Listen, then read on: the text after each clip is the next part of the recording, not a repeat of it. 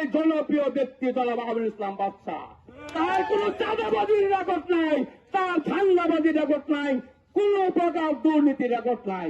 কোন লোক দুর্নীতিবাজ হলে ৬ বার সেই জনপ্রতিনিধি হতে পারে না, সেই জনপ্রতিনিধি হিসেবে শপথ গ্রহণ করতে পারত না। কিছু লোক বাদশা চেয়ারম্যানের জনপ্রিয়তাকে হিংসা করে তাকে খাটো করার জন্য তাকে বহিষ্কার করেছে।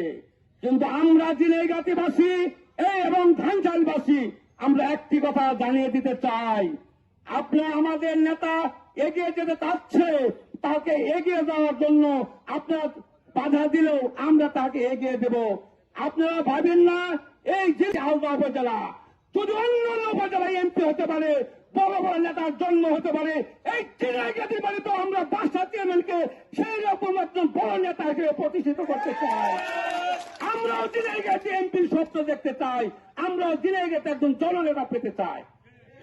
বাদশা চেয়ারম্যান এগিয়ে গেছে, আরো এগিয়ে যাক, আমরা ঝিনাইগাতী মানুষ তার পাশে আসি, থাকবো ইনশাল্লাহ।